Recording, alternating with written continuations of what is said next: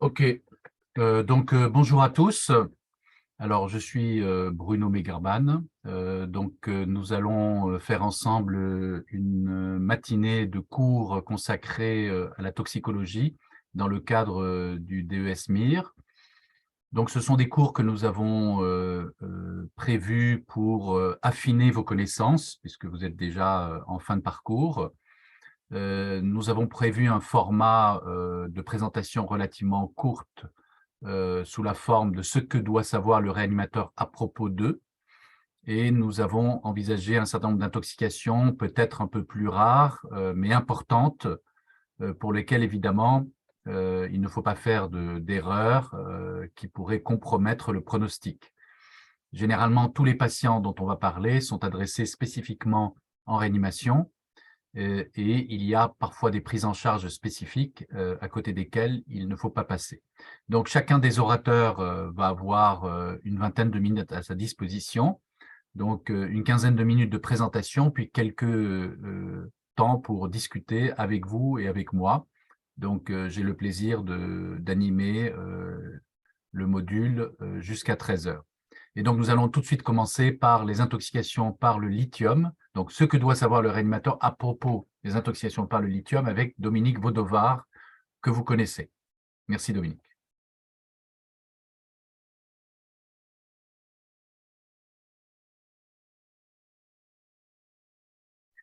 Bonjour à Pardon. tous. Ouais, ouais. Bonjour. C'est bon, Bruno, vous m'entendez? Oui, Ok, parfait.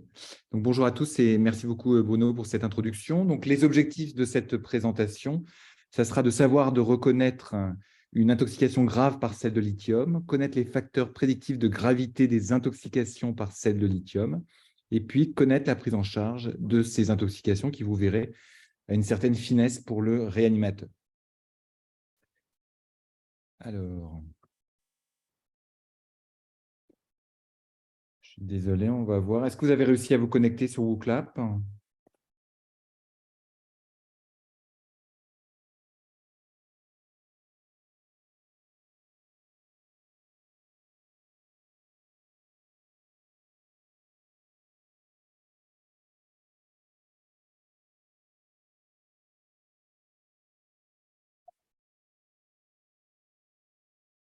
J'ai un problème de...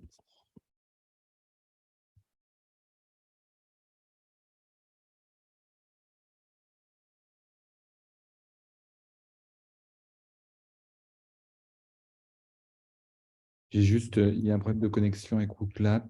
J'ai juste enlevé malheureusement les questions.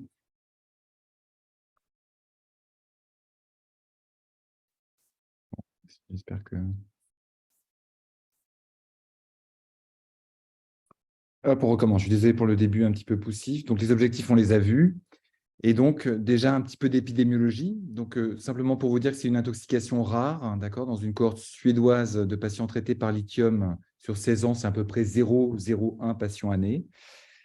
Pour 0,3% des intoxications, ce sont des intoxications graves, d'accord. Dominique, on ne voit pas tes diapos, donc je ne sais pas si seul moi je ne les vois pas ou si tout le monde ne les voit pas. Non, je pense que j'ai un problème de connexion. Tu vois, j'ai pas réussi à me connecter avec Google Clap. Attends, je recommence. Pardon. Vive le présentiel, hein.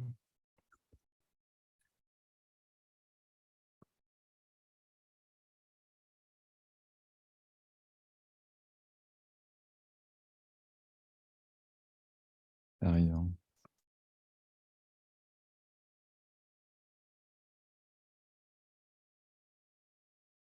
C'est bon, là, vous voyez, je pense. On voit tes diapos. Ok, désolé.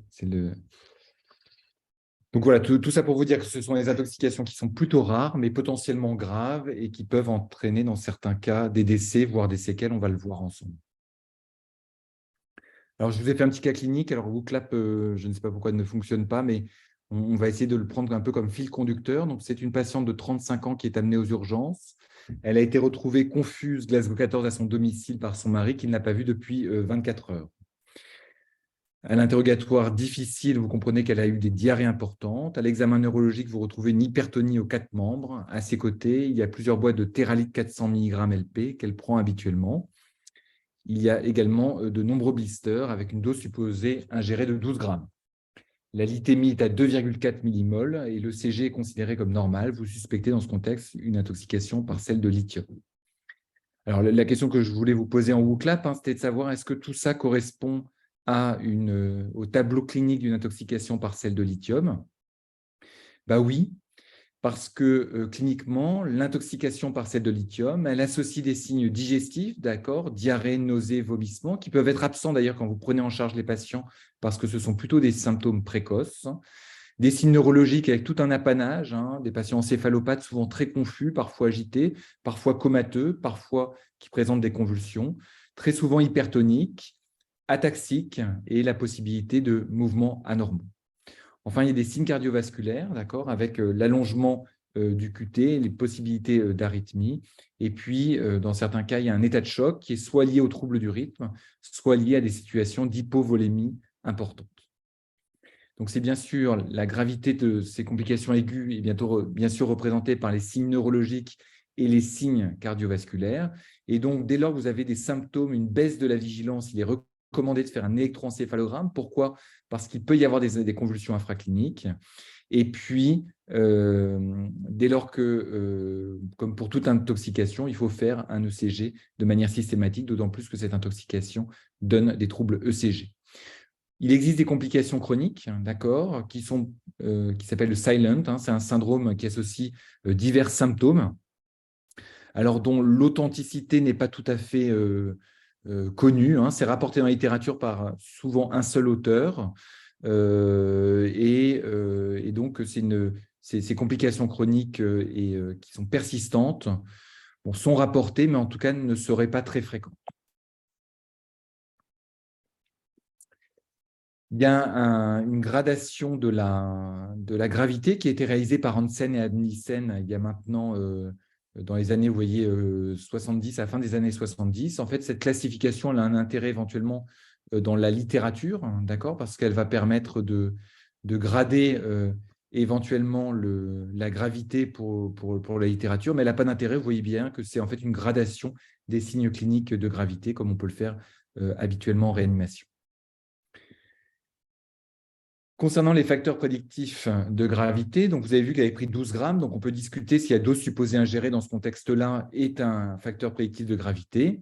Alors je vous rappellerai, c'est un peu de la toxicologie de base, mais que la dose supposée ingérée est souvent imprécise, d'accord. Il n'y a pas d'association dans la littérature généralement entre intoxication grave et dose supposée ingérée, sauf pour certaines intoxications comme la chloroquine, par exemple, ou la colchicine, où c'est très bien décrit, mais pour le reste, souvent, c'est des intoxications polymédicamenteuses, donc il est difficile de le déterminer. Ce qu'il faut retenir, en revanche, c'est que l'index thérapeutique du lithium est très faible et que, par conséquent, dès lors que vous avez une osmolalithymie, vous devez la considérer comme une intoxication potentiellement grave. Le deuxième élément, c'est est-ce que le fait d'être traité chroniquement par sel de lithium est un facteur prédictif de gravité? Alors, en effet, dans la littérature, il est toujours distingué 3 types d'intoxication. L'ingestion aiguë chez un sujet non traité, l'ingestion aiguë chez un patient traité chroniquement, et puis le surdosage chez un patient traité. Alors, l'ingestion aiguë chez un patient non traité, c'est typiquement un jeune homme, une jeune fille qui prend les traitements de ses parents, d'accord? C'est souvent réputé peu grave, et voire très peu symptomatique. L'ingestion aiguë chez un patient traité chroniquement par une TS, par exemple, un patient bipolaire qui fait une TS, souvent c'est réputé plus sévère, de même que le surdosage chez un patient traité, le plus souvent à l'occasion d'une insuffisance rénale. Donc, ces deux tableaux sont rapportés habituellement dans la littérature comme étant plus sévères. Alors, je vais mettre aussi comme fil conducteur cette étude qu'on avait réalisée à Lariboisière en réanimation, d'accord, sur les intoxications par sel de lithium. Vous voyez que si on considérait les 3 types d'intoxication, aiguë sur chronique ou chronique, on voyait que toutes pouvaient donner des tableaux sévères, même les intoxications aiguës. Néanmoins, les patients qui décédaient étaient plutôt des patients aigus sur chroniques, d'accord? Et on remarquait que ceux qui étaient le plus souvent symptomatiques à la sortie de réanimation, c'est-à-dire qu'il y avait des symptômes neurologiques persistants, étaient en général des patients qui étaient des patients qui avaient un surdosage en sel de lithium. Voilà. Et lorsqu'on étudiait plus spécifiquement les facteurs de gravité à l'admission en réanimation, où on considérait les patients qui allaient développer un choc, des convulsions, ou qui allaient être ventilés de plus de 48 heures, ou qui allaient décéder, eh ben, on ne retrouvait pas que, néanmoins, dans la gravité aiguë, en tout cas de ces patients, eh ben, le profil d'intoxication ressortait. Et ce qui veut dire, c'est que, là encore, toute intoxication par sel de lithium, quelle que soit la présentation, doit être considérée comme une intoxication sévère. La galénique, ensuite, donc il y a deux types de galénique. Il y a une forme à libération immédiate, une forme à libération prolongée. Tout ça repose sur des arguments pharmacocinétiques, d'accord, parce que l'absorption, vous savez, avec les formes LP est plus prolongée, avec des pics plasmatiques itératifs et possiblement une durée d'exposition plus prolongée cérébrale au lithium. Néanmoins, là, comme pour le pattern d'intoxication, et ben finalement, on ne retrouvait pas que c'était un facteur prédictif de gravité.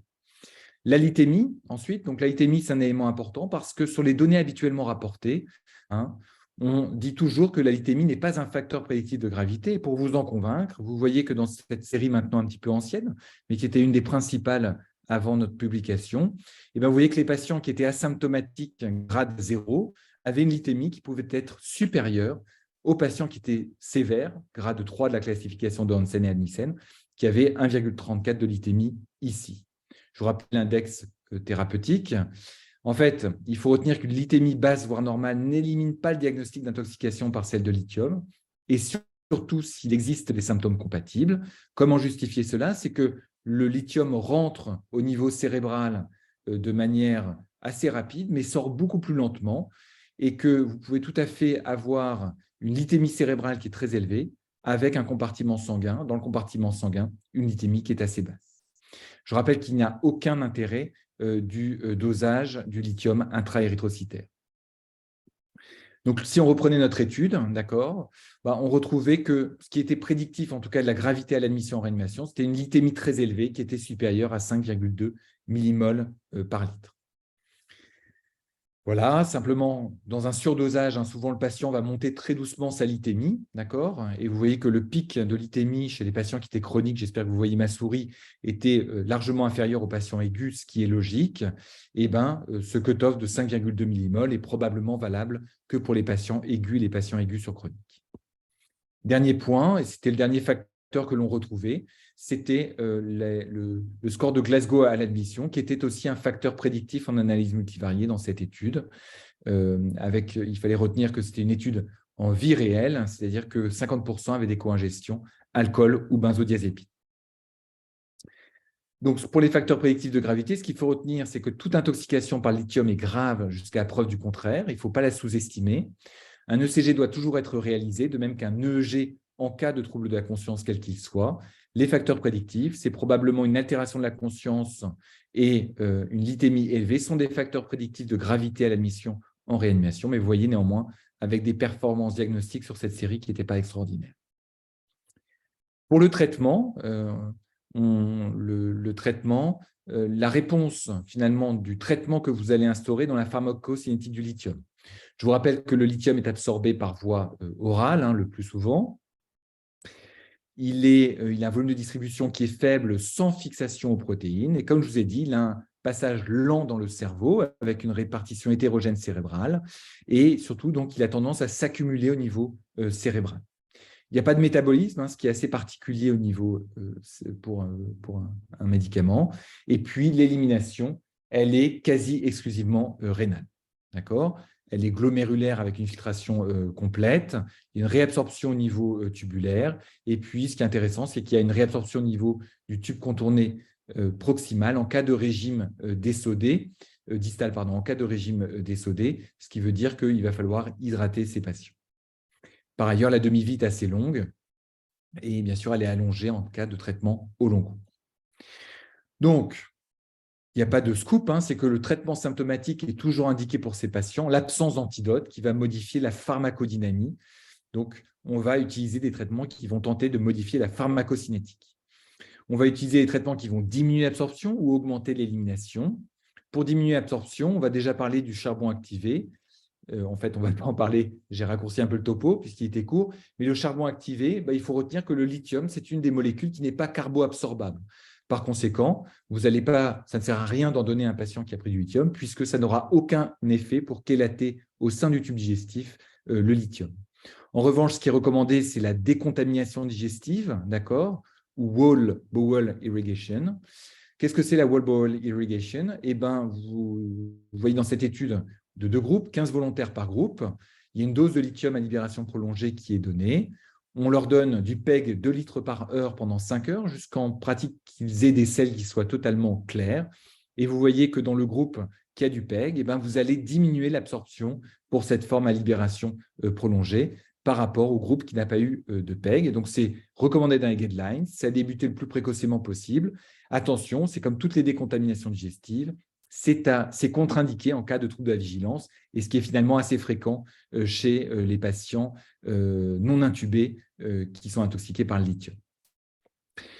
Deuxièmement, c'est la diurèse saline forcée. Donc, les premiers symptômes de l'intoxication, comme je vous ai dit, par le lithium, sont des symptômes digestifs, d'accord. Et vous voyez que dans notre population, on avait à peu près 2 tiers des patients qui présentaient une insuffisance rénale aiguë à l'admission, sachant même que le lithium était éliminé par voie rénale. Donc, le fait que vous ayez cette insuffisance rénale va diminuer la clairance rénale du lithium, et puis vous allez avoir une natriurèse effondrée qui va favoriser sa réabsorption. D'accord ? Donc, par conséquent, il faut bien hydrater ces patients. Il n'y a pas de diurétique comme ça se faisait dans le temps, etc. Il faut bien hydrater ces patients avec du sérum physiologique, voilà, et assurer un niveau d'hydratation qui soit correct pour les réhydrater suite aux symptômes digestifs. Très rapidement, je vais vous parler du Kayexalate ou du SPS. Vous savez qu'on donne dans les hyperkaliémies. Alors, ça a été testé avec le lithium, c'est un chélateur d'ion comme un autre. Pareil, lorsqu'on donne une dose de lithium à 2 groupes de volontaires et dans un groupe, on donne du Kayexalate, vous voyez que sur la cinétique avec SPS, on a une absorption qui semble diminuer. Ce qui est intéressant avec le Kayexalate aussi, c'est que si vous le donnez le lithium par voie intraveineuse, cette fois-ci chez le rongeur, et que vous donnez à un groupe de rongeurs en rouge ici le Kayexalate, là, vous allez avoir une demi-vie qui va être diminuée dans le groupe traité par SPS, tout simplement parce que, vous savez, comme pour le potassium, ça réalise une dialyse péritonéale et par conséquent, ça peut avoir son intérêt. Simplement vous dire que vous allez pouvoir en entendre parler. Il n'y a pas beaucoup d'éléments dans la littérature pour dire que cette technique séduisante marche. Il n'y a pas beaucoup de niveaux de preuve, et notamment en termes de données de sécurité. Donc, c'est non recommandé en routine. Voilà, et puis le point important qu'on va aborder maintenant, c'est l'épuration extracorporelle des toxiques. On pratique la dialyse dans ce cas-là pour augmenter l'élimination. Vous savez que la dialyse, ça serait le traitement de choix de l'intoxication au lithium. Il n'y a pas de fixation aux protéines. Il y a un très faible volume de distribution. Et effectivement, ça élimine le lithium. Néanmoins, ça reste un acte invasif. Beaucoup de décès dans la littérature, paradoxalement, sont décrits sur des complications de la dialyse sur les séries historiques. Et puis, il n'y a pas de réelle preuve de son efficacité pour prévenir, limiter la durée des symptômes ou limiter les séquelles neurologiques. Et on va se poser 3 questions. Qui dialyser, quand dialyser et comment dialyser. Alors, pour qui dialyser, les données de la littérature, elles sont multiples, d'accord, sans qu'il y ait de critères stricts validés, avec des méthodologies rétrospectives et puis souvent des faibles effectifs pour cette intoxication grave. En pratique, il faut retenir que vous avez 2 approches, une approche qui est une approche française avec des indications limitées de la dialyse, et puis une approche plutôt nord-américaine avec des indications larges de la dialyse. Si on reprend notre étude réalisée à Lariboisière, sur les 128 patients gravement intoxiqués par sel de lithium, on en avait dialysé que 22, ce qui est très faible. Et quand on regardait a posteriori les critères qui nous faisaient dialyser, c'était une lithémie supérieure ou égale à 5,2 millimoles, une créatininémie supérieure à 200 micromoles par litre. Et on remarquait que quand on prenait ces critères, les patients qui avaient ces critères, qui avaient été dialysés, finalement, avaient peut-être, à la sortie de réanimation, un pronostic neurologique qui était meilleur. Donc ça, en fait, c'est à peu près la coutume française de dialyse du lithium. Lorsqu'on prend les recommandations nord-américaines, elles sont beaucoup plus larges, hein. En gros, il faut dialyser à la fois sur des critères pharmacocinétiques, mais aussi sur des critères cliniques, ce qui élargit énormément les critères de dialyse. Néanmoins, vous voyez que c'est des critères qui sont extrêmement larges, puisque sur nos 122 patients, si on avait nos critères, comme je vous l'ai dit, 5,2 millimoles ou 200 micromoles de créate, eh ben, on aurait dialysé au total, en comptant ceux qu'on n'avait pas dialysés, 46 patients. Là, sur les 128 patients, on aurait dialysé 101 patients, ce qui fait beaucoup. Et on s'est amusé à regarder ce que ça donnait en termes pronostiques. Eh ben, on n'attendait pas forcément sur ces 101 patients dialysés, qui auraient dû être dialysés, pardon, une amélioration du pronostic neurologique, en tout cas sur les données que nous avions. Donc, en fait, augmenter l'élimination, oui, mais en fait, on sait que ça augmente la clairance plasmatique du lithium, mais il n'y a aucun argument à ce jour pour dire que finalement, on va clearer plus rapidement le lithium au niveau cérébral. Donc, finalement, quand dialyser, en fait, il y a déjà un premier principe, c'est restaurer la fonction rénale, c'est très important. Et souvent, ça se passe très bien, hein. C'était quasiment 90% des patients dans notre cohorte. Et ça, vous les réhydratez. Il faut savoir dans quelles caractéristiques pharmacocinétiques vous êtes, phase pharmacocinétique vous êtes. Si vous avez une augmentation de la lithtémie, eh ben, il faut plutôt limiter l'absorption. Donc, c'est là où il faut mettre la wall bowel irrigation avec du PEG. Si en revanche, vous avez une stagnation de la lithtémie avec une décroissance lente, probablement liée à une insuffisance rénale, une lithtémie supérieure à 5 millimoles ou une insuffisance rénale aiguë avec un cutoff qui est probablement assez artificiel de 200 micromoles, c'est là qu'il faut discuter la dialyse. Les techniques, c'est assez simple, hein. Je ne parlerai pas à nouveau de la dialyse péritonéale qui est historique. Ce qui est recommandé, c'est l'hémodialyse, qui est une méthode de référence. Néanmoins, il y a un effet rebond et par conséquent, l'effet rebond étant lié au relargage des tissus du lithium, ce qu'on recommande, c'est de faire une hémodialyse jusqu'à ce que la lithtémie soit inférieure à 1 millimole par litre et ensuite d'enchaîner par une séance d'hémodiafiltration. Voilà, je suis désolé un petit peu pour les couacs techniques et mon léger retard, Bruno. Donc, simplement, les messages clés que vous devez retenir pour une intoxication partielle de lithium, c'est qu'un patient qui a une intoxication partielle de lithium ou une exposition importante au lithium dans une TS, c'est un patient qui doit aller très facilement en réanimation en USC dans un premier temps. Bien sûr, vous devez faire un EEG puisque vous avez des convulsions infracliniques et c'est de l'ordre de 20% chez les patients intoxiqués gravement. Et donc, ça va directement impliquer que vous fassiez un EEG et que vous traitiez ces convulsions infracliniques dans un premier temps avec du diazépam, tout simplement, enfin une benzodiazépine tout simplement. Les facteurs prédictifs de gravité, vous avez vu que la valeur prédictive en termes diagnostiques négative ou positive n'était pas extraordinaire. Donc, encore une fois, je réassène un peu le message, mais ces intoxications doivent aller en USC de manière quasi systématique. Le traitement, eh ben, il faut faire les petits moyens comme on a l'habitude en toxicologie, restaurer la fonction rénale, penser à la décontamination digestive et d'autant plus que vous êtes dans une phase d'absorption, et ça vous le vérifierez sur l'augmentation des lithémies ou bien que la forme est LP.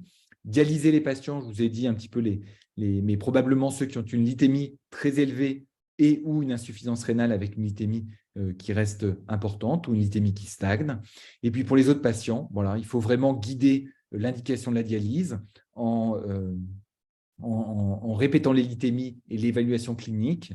Et puis au final, si vous avez des questions importantes, contactez un centre expert. Voilà, merci beaucoup pour votre attention et désolé Bruno pour les 3 minutes de retard. OK, pas de problème. Donc, merci Dominique. Donc, il y a une question qui était posée. S'il y a un rebond après l'hémodialyse intermittente, est-ce que ceci signifie que le lithium sort du cerveau? Y a-t-il eu des études qui ont mesuré le lithium dans le LCR? Oui, merci Maxime pour ta question. Donc, en fait, il n'y a aucune preuve de savoir d'où est relarguée cette lithémie. Et même, j'irai plus loin, il n'y a aucune preuve qui montre qu'il y a une réaggravation clinique malgré l'augmentation de cette lithémie. Donc, pour te dire que le niveau de preuve de tout ça est relativement faible. Néanmoins, c'est ce qu'ont conclu les experts Extrip et c'est quelque chose qui se fait assez facilement en pratique, notamment lorsque le rebond est assez important. Il n'y a pas de preuve que ça vienne du niveau cérébral. Ça peut tout à fait venir des globules rouges, du tissu cardiaque, par exemple. Il y a eu des dosages dans l'APL, mais tout ça était mal corrélé. Enfin, n'était pas un bon indicateur, en tout cas, de la concentration cérébrale et de la gravité des patients. Ok, très bien. En fait, effectivement, juste pour compléter, le lithium, le rebond plasmatique après baisse de la lithémie plasmatique ne vient que des érythrocytes, puisqu'il n'y a pas de transport dans l'érythrocyte, et donc c'est un équilibre de concentration au travers d'une membrane. À l'inverse, dans le cerveau, il y a des transporteurs pour la sortie du lithium, et donc là, évidemment, même une décroissance des concentrations plasmatiques n'accélère pas la sortie du lithium. OK, donc merci beaucoup. Donc, nous allons passer à la deuxième présentation, c'est-à-dire la mienne. Et donc, je vais tout de Je suite… t'introduise. oui, voilà. Donc, je vais tout de suite mettre mes diapositives. Et donc, nous allons parler de la toxicité des agonistes des récepteurs GABA-B. Voilà, alors, donc effectivement, pourquoi parler de ce domaine? Car évidemment, tout le monde connaît bien le récepteur GABA-A, qui est donc le récepteur sur lequel agissent les benzodiazépines, et comme vous voyez, qui est une sorte de canal chlore, mais très peu connaissent le GABA-B, qui est un récepteur qui interagit avec la protéine G, et donc sur lequel peuvent agir les benzodiazépines de façon plus modeste, mais également des agonistes plus spécifiques comme le baclofène ou le GHB. C'est un récepteur très important, il est présynaptique, il contrôle évidemment le système excitateur neurologique, c'est-à-dire essentiellement les neurones glutaminergiques, mais il joue également un rôle dans le système de la récompense mésolimbique, avec une diminution de la dopamine qui lui est attribuée. Et donc, nous allons envisager deux toxiques importants, ayant récemment émergé en toxicologie clinique, que sont le baclofène et le GHB, qui sont donc des agonistes de ce récepteur GABA-B, et qui, à l'inverse, évidemment, n'agissent pas sur le récepteur GABA-A. Alors, on va commencer par le baclofène, puisqu'en fait, c'est une problématique essentiellement française, qui a commencé il y a quelques années, vous voyez, par la publication du case report du docteur Ameysen, un cardiologue réputé, malheureusement pour lui alcoolique chronique, qui avait des difficultés à se sevrer et qui a utilisé le baclofène à dose croissante jusqu'à arriver à 270 mg par jour, où effectivement il a réussi à contrecarrer son craving pour l'alcool et donc à devenir abstinent, et ce de façon constante dans le temps. Il a donc fait sa propre publication et il a écrit son livre et il a lancé en France le traitement par baclofène à fort dosage du sevrage alcoolique. Très rapidement, évidemment, comme vous voyez sur la diapositive, le nombre de prescriptions hors AMM du baclofène à grand dosage a augmenté. Et vous voyez, on estime que sur un laps de temps de 7 ans, eh bien 200 000 patients ont été traités avec ce régime. Tout ça, évidemment, hors AMM, ce qui fait évidemment que la sécurité sociale et les autorités sanitaires se sont retrouvées dans une certaine difficulté, ce d'autant plus que l'étude française randomisée qui a été faite en parallèle, eh bien, ne montrait pas un intérêt significatif au baclofène fort dosage contre placebo pour maintenir l'abstinence à l'alcool, même si elle montrait une réduction de la quantité d'alcool consommée. Donc, on se retrouvait avec des prescriptions hors AMM pour un médicament n'ayant pas démontré son bénéfice thérapeutique. Et évidemment, médicaments prescrits à haute dose avec un danger important d'intoxication. Et comme vous le voyez, en parallèle, eh bien, le nombre d'intoxications au baclofène a augmenté avec essentiellement des patients alcooliques chroniques qui présentaient ce type de surdosage, mais aussi, bien sûr, des tentatives de suicide chez des patients dépressifs qui avaient accès à ce médicament. Alors, suite à ça, bien sûr, un certain nombre de mesures administratives ont été mises en place par les autorités sanitaires et il y a eu une acceptation rapide d'une autorisation temporaire de prescription, puis une AMM pour un médicament appelé Baclocure, mais simplement avec une limitation de la posologie à 80 mg par jour. Et en parallèle, comme vous le voyez, eh bien, les méta-analyses des différentes études faites sur le sujet eh bien, n'ont pas permis de conclure de façon très formelle sur l'intérêt, même si, vous voyez, il y a une certaine tendance quand même à l'efficacité sur le sevrage éthylique.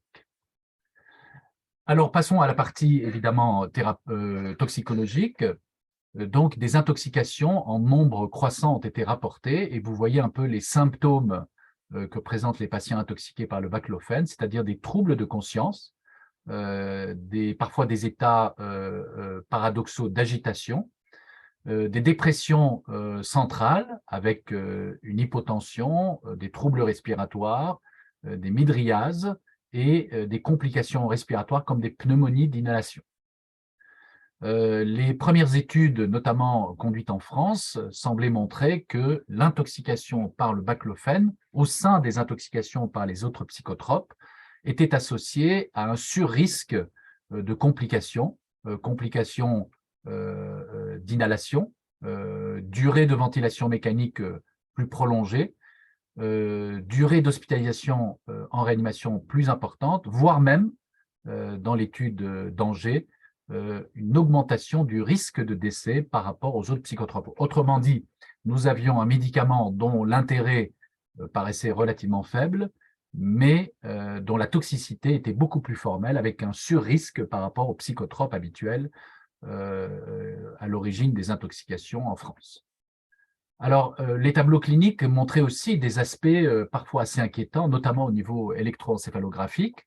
Vous voyez ici des aspects pseudopériodiques, des aspects de burst suppression, montrant évidemment l'importance de cette toxicité du système nerveux central, voire même ici 2 cas, et ça c'est un point important pour lequel il faut faire attention, d'aspect d'EEG plat, donc évoquant une mort encéphalique, et 2 patients qui ont failli aux États-Unis être prélevés d'organes avant qu'au final, quelques minutes avant de passer au bloc opératoire, eh bien, on ait fait le diagnostic d'intoxication avec des mouvements spontanés qui ont été observés, annulant évidemment toute intervention.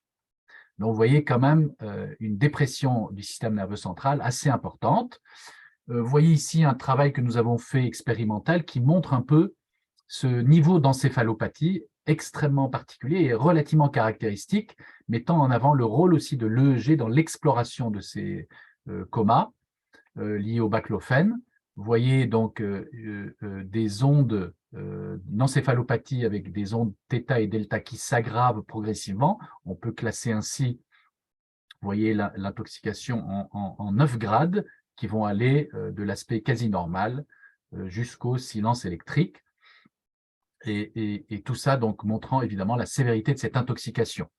Intoxication dans laquelle joue également le rôle d'un traitement au long cours avec une possibilité de tolérance. Et vous voyez là aussi dans ce modèle expérimental la modification de la relation entre le niveau d'encéphalopathie et les concentrations de baclofène. Donc en noir chez les animaux traités au long cours et en pointillé chez les animaux non traités au long cours. Et vous voyez évidemment cette modification montrant une tolérance des effets dont le mécanisme toxicologique est complexe, à la fois de type pharmacocinétique, avec une modulation des transporteurs, et vous voyez c'est un point très important aujourd'hui en toxicologie, au niveau de la barrière hémato-encéphalique, mais aussi une désensibilisation des récepteurs GABA-B. Alors, qui a pris en charge un patient intoxiqué au baclofène? C'est qu'il y a souvent une problématique clinique du diagnostic entre intoxication et sevrage. vous voyez que les deux tableaux, se ressemblent et notamment à la suite d'une intoxication peut apparaître une phase de sevrage aux médicaments dont il faut faire le diagnostic différentiel par rapport aux signes d'intoxication. Vous voyez, les deux tableaux peuvent associer à la fois des signes de dépression et à la fois des signes d'excitation du système nerveux central. Deuxième problématique importante pour nous cliniciens, c'est la problématique de l'épuration extra-rénale. Donc, la question étant, est-ce que la dialyse augmente l'élimination du baclofène? Eh bien, la réponse a été apportée par ce travail, montrant qu'à fonction rénale normale, on n'a pas de modification des paramètres pharmacodynamiques. Autrement dit, même si on peut éventuellement améliorer un certain nombre de paramètres par la dialyse, celle-ci ne modifie pas la demi-vie d'élimination et ne modifie pas les durées d'intubation des patients. Donc, l'hémodialyse ne doit être réservée qu'aux patients ayant une insuffisance rénale aiguë ou chronique intoxiqués par le baclofène. En fait, souvent dans les intoxications qui vont durer dans le temps, et ça c'est un cas clinique issu de notre service, on a essentiellement des problèmes d'absorption digestive. Vous voyez ici un patient qui avait une concentration extrêmement élevée, pour lequel d'ailleurs nous avons fait plusieurs séances de dialyse, un peu comme le lithium tout à l'heure. Vous voyez, nous avions des rebonds après la baisse transitoire des concentrations au moment de la dialyse. Et en fait, le problème s'est essentiellement résolu par l'accélération du transit digestif, montrant que c'est un médicament qui peut former des bézoars en dose majeure et entraîner une prolongation de la durée de l'intoxication, qui n'est donc pas liée à un problème d'élimination, mais à un problème de poursuite de l'absorption. C'est donc la décontamination digestive qu'il faut privilégier chez les patients avec fonction rénale normale. Alors, là aussi, le groupe EXTRIP qui s'est intéressé aux épurations des intoxications a fait un certain nombre de recommandations. Donc, pour faire bref, la dialyse n'est indiquée qu'en situation d'insuffisance rénale aiguë ou chronique. Chez les sujets à fonction rénale normale, il n'est pas nécessaire de recourir à l'épuration extra-rénale et la technique à privilégier est donc la technique d'hémodialyse. Donc, en résumé de cette première partie, donc, les intoxications par baclofène peuvent être menaçantes. Le tableau clinique est à la fois un tableau de dépression du système nerveux central, mais également un tableau d'excitation avec une activité EEG extrêmement particulière et polymorphe, allant de la crise d'épilepsie au silence EEG. La toxicité est dose dépendante. Il existe des phénomènes d'accoutumance et de tolérance. L'élimination rénale est conservée, même à forte dose. Il n'y a pas d'intérêt à l'épuration extra-rénale. Celle-ci n'est indiquée qu'en cas d'insuffisance rénale aiguë ou chronique. Et donc, évidemment, il faut être prudent, notamment si vous êtes prescripteur de baclofène, car finalement, l'intérêt de ce médicament chez l'alcoolique chronique reste relativement limité. Alors, deuxième agoniste des récepteurs GABA-B d'intérêt, c'est le GHB.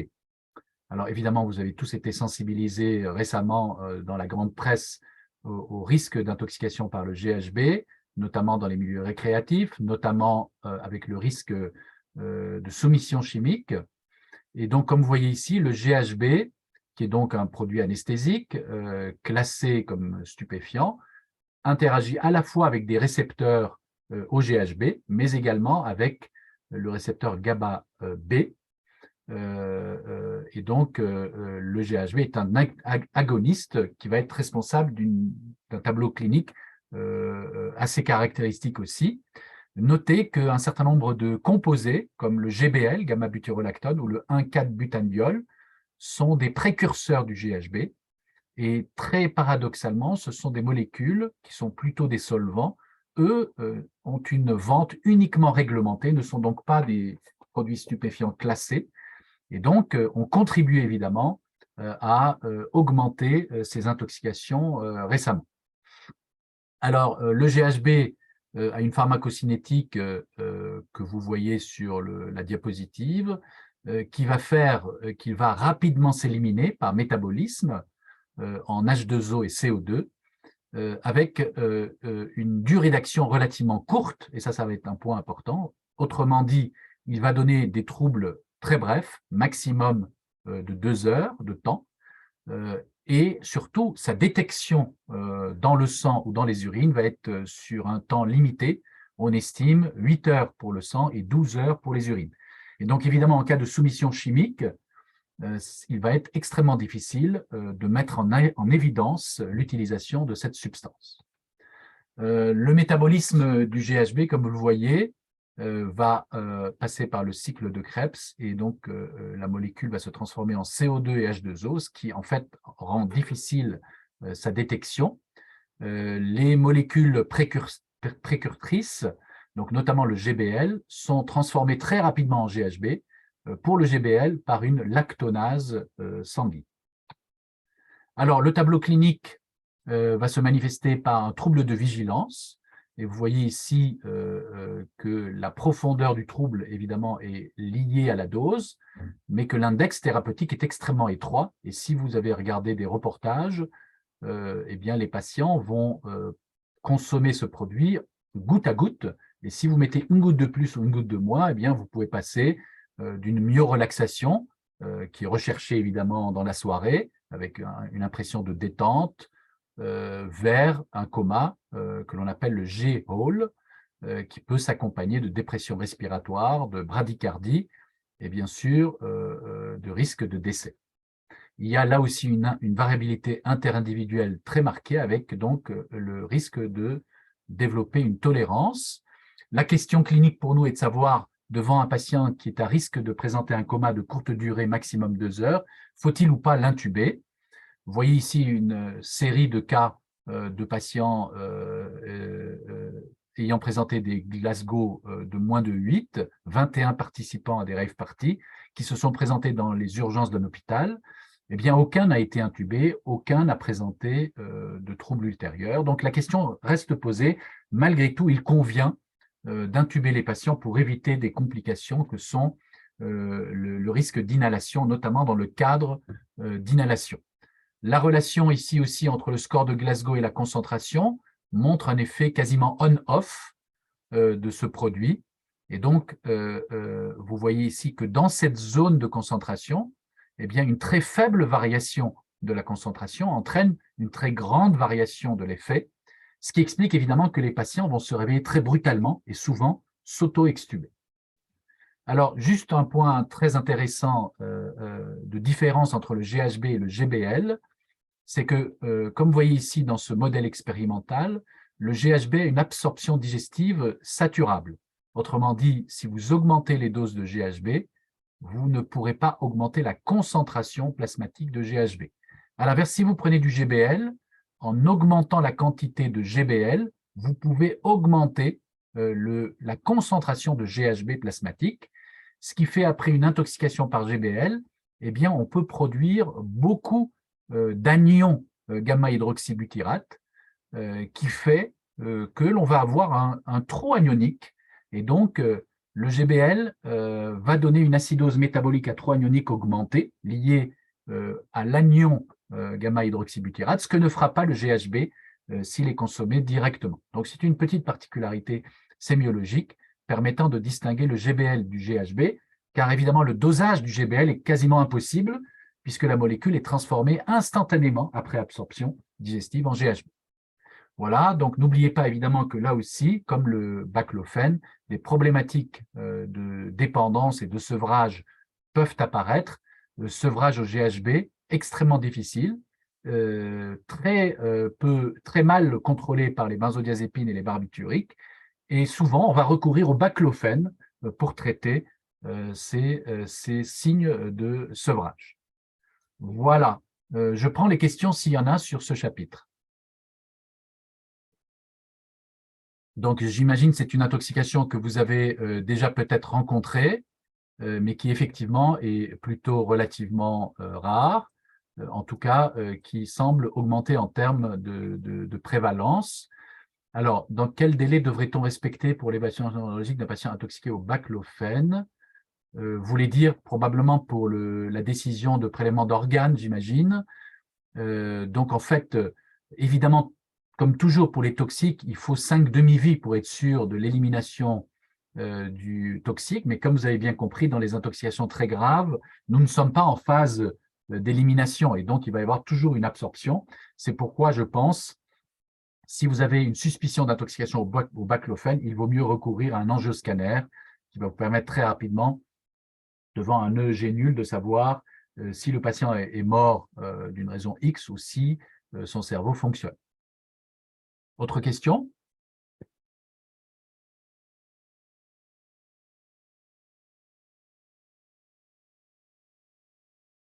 OK, très bien. Donc, nous allons passer au cours qui suit. Je suis très content donc d'accueillir Azzurra Schicchi. Donc, Azzurra est toxicologue italienne. Donc, elle parle très bien français et elle va donc nous parler des intoxications par la colchicine. C'est donc une intoxication là aussi très importante en réanimation, pour lequel il ne faut pas faire bien sûr d'erreur de prise en charge, car là, comme vous allez le voir, le risque de décès est extrêmement important. Merci Azzurra. À toi la parole. Merci Bruno pour cette introduction. Et attends, je crois que vous voyez mon écran. On voit ton écran. Mais vous voyez aussi les... Mais mets-toi en mode de présentation diapo. Ouais. OK. Voilà, c'est bon. Tu peux y aller. Merci beaucoup. Mais attends, parce que je vois les questions en Zoom. Attends, je dois enlever ça. Alors, j'arrive. Alors, le temps que tu te disposes, j'ai trouvé une autre question pour moi. Oui, Donc, voilà, c'est ça, en fait. Oui, exactement. Y a-t-il des molécules à privilégier lors de l'IOT sédation, lors d'une intox au GHB? Non.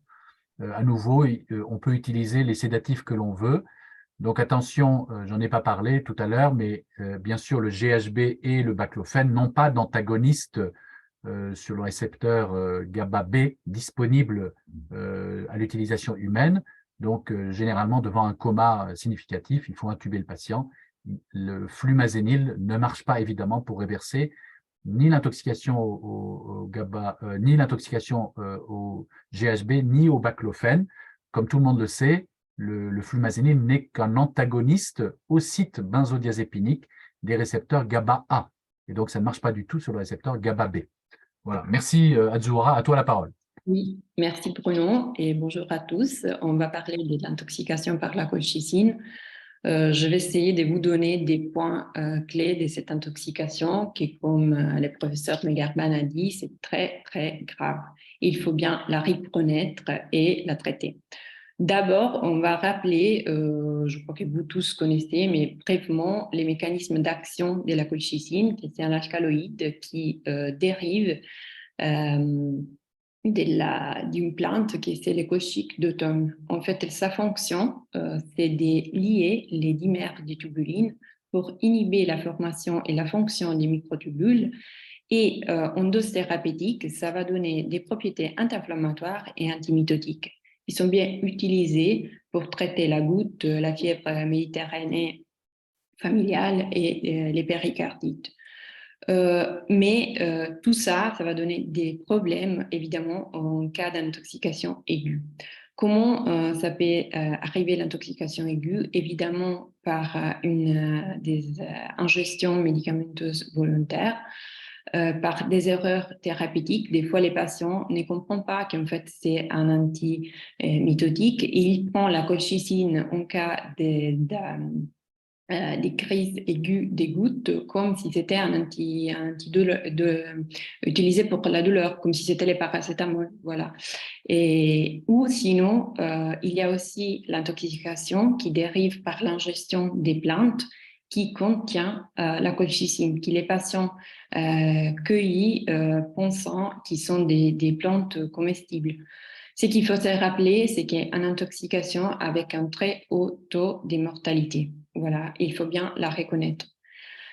Pour comprendre un peu ce qui va être les points clés du traitement, il faut connaître un peu des datas toxicokinétiques de la colchicine. La colchicine a un index thérapeutique très faible, une disponibilité du 25-50%, un pic plasmatique des 1 à 2 heures, une fixation aux protéines plasmatiques des 10 à 50% et un très large volume de distribution.